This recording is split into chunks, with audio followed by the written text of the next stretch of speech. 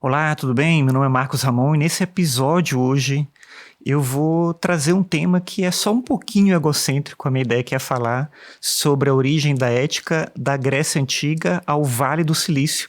É uma coisa impossível, uma coisa que não dá para fazer, mas a ideia aqui é discutir um pouco isso para poder pensar a partir do ambiente de desenvolvimento de tecnologia, como que a ética pode ajudar a gente. Bem, eu tô gravando aqui, acho que você deve ter acabado de ouvir aí um trovão bem forte. Tô gravando enquanto tá chovendo, então isso não é uma trilha sonora de fundo, né? Vai aparecer esses sons porque tem chovido muito aqui, então, enfim, vai aparecer esse som aí pra você. Pode ficar um pouco estranho talvez, mas só pra você saber que eu não tô botando uma trilha de fundo. Então, bem, qual é a minha ideia? A minha ideia é apresentar rapidamente algumas teorias éticas da Grécia Antiga e depois fazer um salto temporal para pensar a reverberação dessas teorias éticas no ambiente da tecnologia atual. Então, eu vou começar com o autor talvez mais clássico de ética que a gente pensa quando pensa em ética na antiguidade, que é o Platão. Platão foi discípulo do Sócrates e ele tinha uma interpretação de que a ética é uma busca pela verdade, pelo bem absoluto. Então, o Platão parte dessa noção de que existe uma verdade única, existe um bem que a gente deveria almejar, e ele vai discutir essa ideia do que seria uma sociedade justa, que é uma sociedade em que cada indivíduo desempenha um papel, aquele papel em que ele é mais apto para contribuir com o bem comum. Então, nessa percepção dele de imaginar uma noção ideal de ética, ele entende que a participação que cada pessoa dá é contribuir com aquilo que deve fazer. Então, por exemplo, na divisão de classes sociais que aparece na República, você tem o artesão, o guardião, o governante, qualquer pessoa, ele imagina, poderia seguir qualquer uma dessas funções, mas cada um fazer aquilo que deve é o que pode contribuir para uma sociedade que é uma sociedade justa, né? Ele imagina dessa forma, essa estruturação da organização social. E aí ele teve um discípulo bem famoso, que foi o Aristóteles. O Aristóteles estuda com Platão, vai para a Grécia, ele não era grego, ele vai para a Grécia, e estuda na academia do Platão, mas ele discorda do mestre. E é quando ele vai desenvolver a teoria ética dele, ele vai seguir por um caminho novo que é interessante. Ele vai tratar muito especificamente da noção de virtude, entendendo que a gente não precisa dessa concepção de um bem absoluto, de uma verdade universal, mais ou menos como Platão discutia. O Aristóteles vai abordar esse tema da virtude enfatizando um aspecto muito mais pessoal, entendendo que a virtude ela é desenvolvida a partir da percepção e do hábito, quando a gente se guia na direção do equilíbrio, na direção da moderação. Por isso que para ele a virtude é sempre um meio termo entre um excesso e uma falta. E ao mesmo tempo que ele vai discutir isso, o Aristóteles vai também se preocupar com uma coisa que vai ser muito importante nas correntes filosóficas logo a seguir, que é a ideia da busca pela felicidade, a eudaimonia. Ele vai trabalhar esse tema como se... Qual é a finalidade da vida humana? Essa é a discussão para ele. E a finalidade da vida humana, aquilo que o ser humano busca como fim, é a felicidade. Claro que não é uma coisa simples definir o que é ser feliz, ou o que nos torna feliz. Mas ele entendia que o principal caminho, tem várias coisas, mas o principal caminho é o desenvolvimento de virtudes pessoais. Ele acreditava que a ética deveria guiar as nossas ações humanas e assim, seguindo, né, pelo caminho da virtude, a gente teria mais possibilidades de se aproximar dessa possível felicidade, né? Disso que é felicidade. Como eu falei, é um conceito abstrato, né? O que torna uma pessoa feliz é uma coisa muito variável. E é como eu falei, essa visão do Aristóteles ela é importante para as correntes filosóficas seguintes, que são, a gente chama na história da filosofia de filosofia helenística.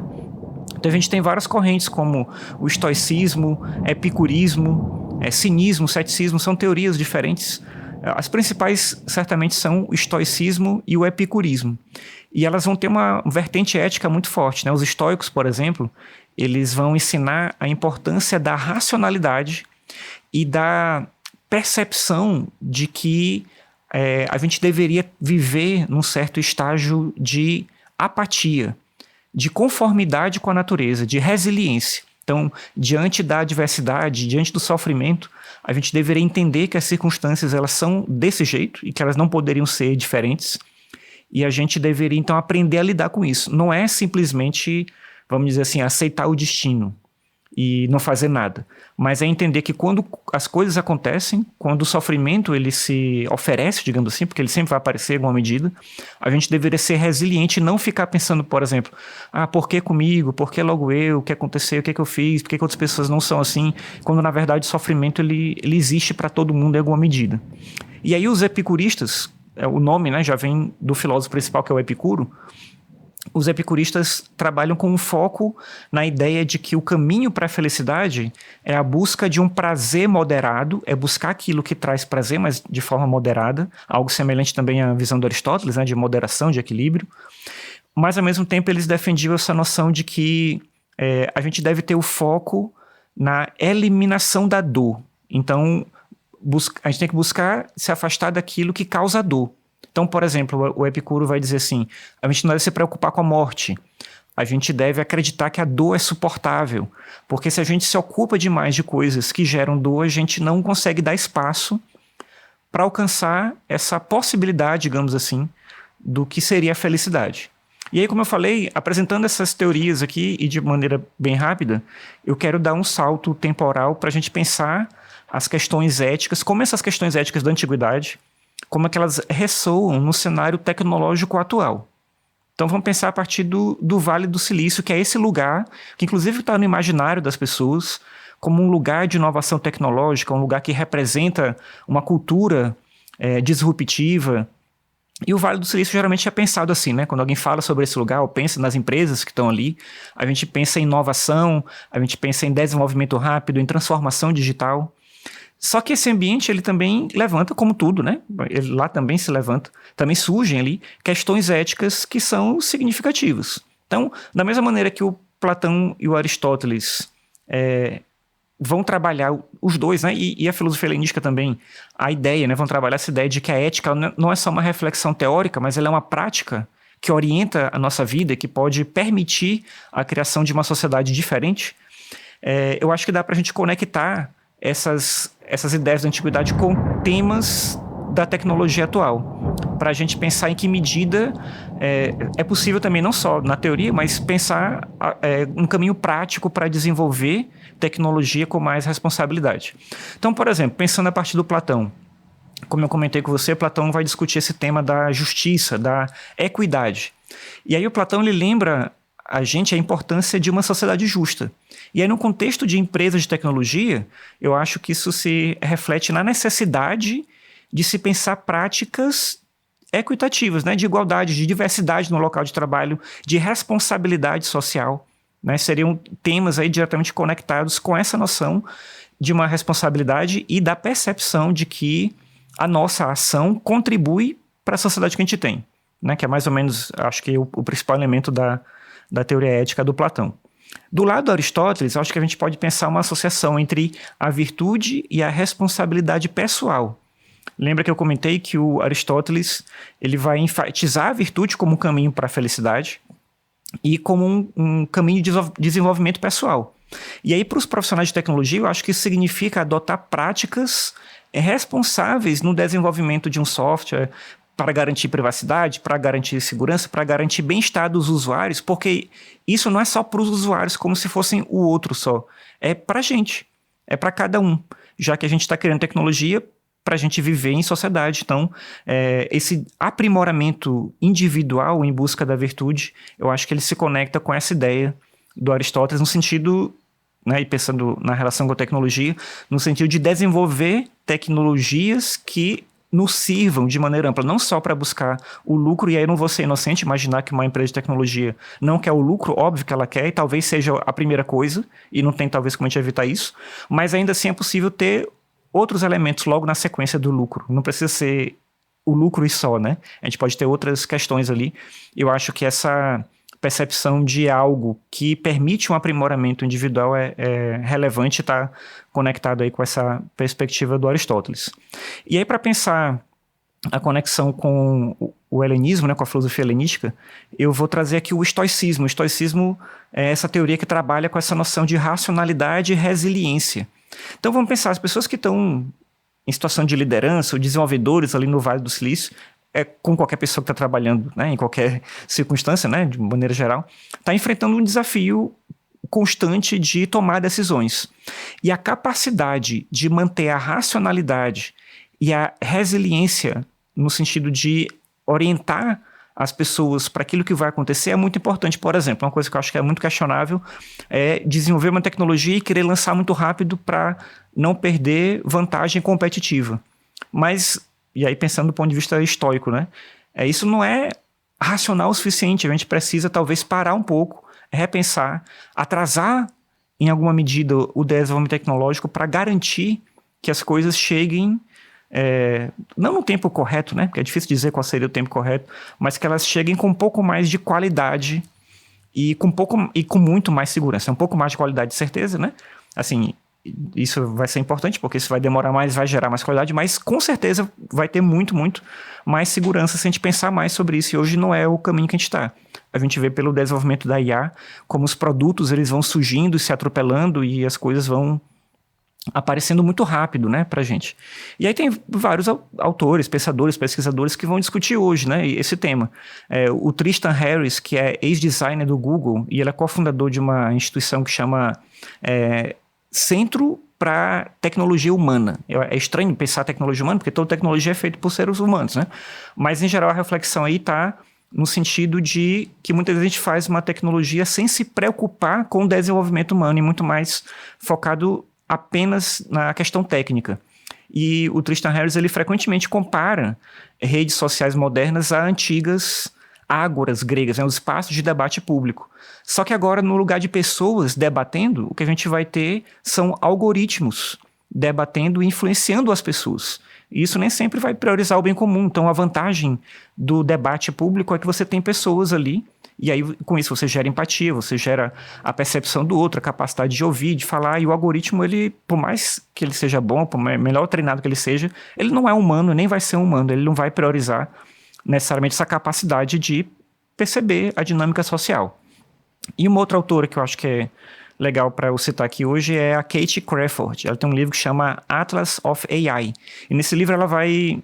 Então, o Atlas da Inteligência Artificial. Então, ela vai, nesse livro, refletir sobre implicações éticas da inteligência artificial. E aí dá para pensar desde a questão de privacidade, né? Quando a gente usa uma ferramenta como essa, você vai dando acesso a dados, arquivos, a uma série de coisas. Quando você instala no seu celular, quando está no seu computador, quando você usa sistema de voz ou reconhecimento facial, né? Qualquer coisa desse tipo. Então, privacidade é um tema aí.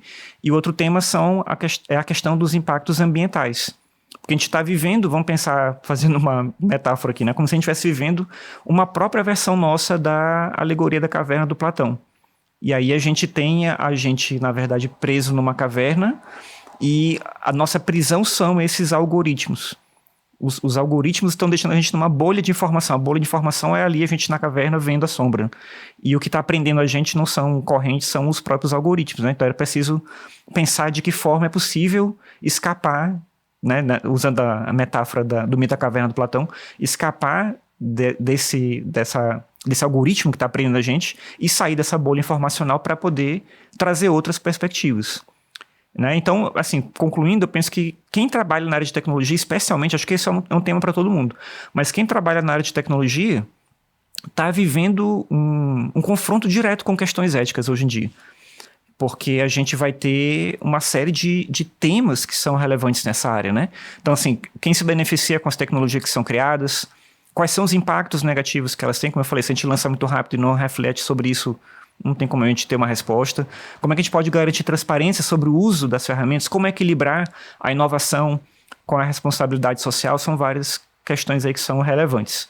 Então, nesse meu tema impossível que eu falei, né, que era pensar a ética da Grécia Antiga para o Vale do Silício, eu acho que o que dá para concluir aqui já finalmente é que, embora a gente perceba que a tecnologia ela evolui rapidamente e sempre vai evoluir rápido e cada vez mais rápido, é uma coisa que a gente tem visto historicamente é inevitável, as questões fundamentais sobre o que é certo, errado, o que é justo e injusto permanecem mais ou menos similares. Quer dizer, as coisas que o Platão fala, que o Aristóteles falou, que os estoicos, né, falaram também, essas coisas ainda estão presentes na nossa vida.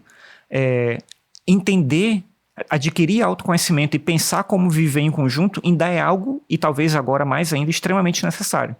Né? Principalmente quando a gente tem pessoas, né, tem interesses e valores no campo da tecnologia a gente chama de stakeholders. O que é um stakeholder? São todas as partes interessadas com influência, né, ou que são afetados pelas ações, decisões e políticas de uma organização. Então, por exemplo, pode ser pessoas, pode ser grupos, entidades, desenvolvedores, clientes. Então, quando uma empresa vai criar um produto, ela está pensando nesses stakeholders, né? Então, quem é o acionista, quem é o cliente que vai pagar, quem são as pessoas que vão utilizar, de onde vai vir esse dinheiro, né? Como se pode eventualmente adquirir lucro com isso que está sendo investido, porque às vezes muito dinheiro está rodando na empresa, mas não necessariamente ela está tendo lucro, ela está utilizando esse dinheiro para poder girar ali o produto, né, e fazer ele funcionar e imaginar uma solução que seja economicamente viável depois. Então tudo isso complica muito a situação, né? O fato de ter essas diferentes partes interessadas discutindo, né, regulamentação, aí entra governo, enfim. Então eu quero dizer o seguinte, no meio de tudo isso, as questões éticas básicas, como viver bem, como chegar mais perto possível da felicidade, como garantir que as pessoas tenham espaço para desenvolver o autoconhecimento e o bem-estar, essas coisas elas não mudam, elas continuam presentes. Então entender os filósofos da antiguidade, o que eles disseram, ajuda a gente, em alguma medida, a gente se posicionar nesse mundo rápido de tecnologia e desenvolvimento, né? Essa era a reflexão que eu queria deixar aqui para você que está me ouvindo. E é isso. Obrigado por você ter me ouvido até aqui. Espero que tenha ajudado. Até mais. Tchau.